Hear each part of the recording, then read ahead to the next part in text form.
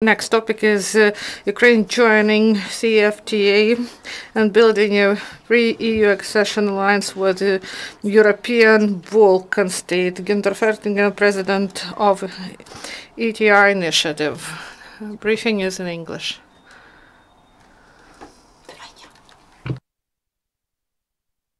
Thanks a lot for the Ukrainian Crisis Media Center for this opportunity and this invitation.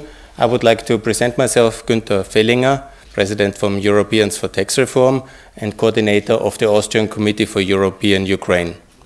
We make this event today to promote the membership of Ukraine in the Central European Free Trade Area, which is an important initiative which I will present now, and also to continue to build a strong pre-accession alliance between the southeastern European countries, known as the Balkan countries, and Ukraine. That's the main target of our session this afternoon.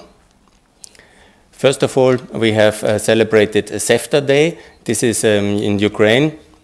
First time to bring the awareness about CEFTA to Ukraine and to have a lot of stakeholders united to act towards CEFTA membership of Ukraine. What is CEFTA? It's important to understand this is an initiative which was created already in 2006 of 7 countries now of southeastern Europe. Immediately Croatia and Romania, Bulgaria, they have dropped out once they became member of the European Union, and now it's the 6 Balkan countries and Moldova which is member, and it's time for Ukraine to join as well. Why CEFTA and why now? This is important. CEFTA was developed to prepare the trade and also the investment framework for all countries which want to join the European Union. Ukraine wants to join the European Union. This is the right level, this is the right organization, and it's like a preparation area for the European Union. And very essential, which I will outline in a moment, it is important to bring Ukraine closer to the other EU candidate countries. Ukraine has already a free trade agreement with Montenegro and with Macedonia. Now was the first business mission with Albania, and also with the conclusion now finally, congratulations, to the deep and comprehensive free trade agreement. It's basically the same content. So all the things can be done rather fast, and it needs just the political will to do it. It would be also a very good start to start this alliance with the other countries who want to join the European Union, and to have a Thessaloniki guarantee for Ukraine. Now I would like to outline what is a Thessaloniki guarantee.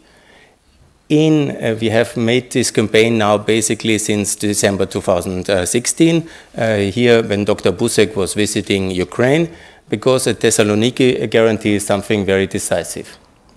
In 2003, the European Union countries have given all the countries of southeastern Europe the guarantee that their future will be in the European Union. Ukraine doesn't have this at the moment still. It's very important to understand it. It was at this time still, this was 3 years after the last war on the Balkans. It was a very courageous thing to do of the European Union, and it's worked out. Now, when you see 15 years later, Bulgaria and Romania have joined already the European Union in 2007, and Croatia in 2013. And we have 6 countries who are advancing gradually towards the European standards. We have Montenegro scheduled for 2024, and it's very, very important that Ukraine receives the same guarantee of EU membership together with the other pro-European countries in the region, Moldova and Georgia. This is basically what we are advocating for, that there will be a group of 9 countries which together works to receive EU membership and to advance together strongly in the direction 6 Balkan countries and 3 countries from the Black Sea area. Good. Ukraine and the Balkans united to the EU and NATO. This is what we want to achieve. Yeah? We understand there's a difference between the Balkan countries and Ukraine, but understand as well, and it's important, it's one European Union, it's one NATO, it's one America, it's one Russian Federation which is opposed to this, and it's one debate on enlargement, and it's one enlargement process. So this is very much the same debate between the Balkan countries and Ukraine. What we have done, because as you understand, there is a lot of enlargement fatigue in the European member states, we have found political leaders in Austria who are ready to advocate for Ukrainian integration in the European Union. Former members of the parliament, present members of the parliament, civil society leaders who say yes to Ukraine, but not just yes to Ukraine, but also yes to a EU accession perspective for Ukraine. That's basically the Thessaloniki guarantee. Good desire, gentlemen. And I would like to outline a little bit how we have done it in the southeastern European countries in order to stabilize them post-war. So, you see this little list, actually it's a quite long list of institutions which were built to stabilize the southeastern European countries and bring them to the European level. These are actually 11 organizations. CEFTA is the first one, Regional Cooperation Council, and for all the various activities like public finance, public administration, anti-corruption, energy, youth exchange, regional development, police cooperation, there's a specific sector reform organizations, and some Ukraine has joined and some not. And we advocate that Ukraine joins all of them. Here I have outlined in detail. The energy community is already a very good example because Ukraine has joined already and it was very effective. And that in the energy success which you had in the last 3 years is partly because of this legal framework and the reform experience. CEFTA would be the next. We advocate this today. But let's look at that. A regional cooperation council, public finance cooperation, public administration in Montenegro, entrepreneurship learning, transport, corruption, anti-corruption, youth exchange, regional development, police cooperation, all this unit exists and they're very successful. They have now 15 years of regional reform experience. They have a secretariat. They are very, very good units to use. And we strongly advocate, if you successfully want to join the European Union in a fast-track period, this is the right way. So start with CEFTA and then join all these institutions. Good, we understand completely that Eastern Europe is not Southeastern Europe and the situation, the context is different. You know, the history of Yugoslavia and the history of the Soviet Union is different, no doubt. But there is also a very big similarity and we have to unite these debates. Look, and now there is a debate. Will Ukraine block the progress of the more advanced countries? Because some people who are supporting the Balkan countries for 10, 15 years, they say Ukraine shouldn't join that group because it's difficult. Yeah? Ukraine is still at war, and so it will making the progress of the Balkan countries slower. So, will Ukraine, given its size, economic potential, and current open conflict, be good or bad for the European Balkans? That question I would shortly like to analyze. What I propose is that Ukraine takes a certain leadership in this whole group because it's a big and it's an important country, no doubt about it. So Ukraine should invite all the other countries, the 8 countries. Ukraine should lead the debate and convince their fellow friends who also want to join the European Union that it's a very good contribution for them as well. And also with the economic potential of Ukraine to support the economic development of all countries, and it's time for Ukraine to have her own Balkan policy. This is very important. So what should we do? Odessa European dialogue, invite all the countries and convince them that you are a contribution to make. Look, we shortly want to outline as well the question about what to learn from the Balkan countries.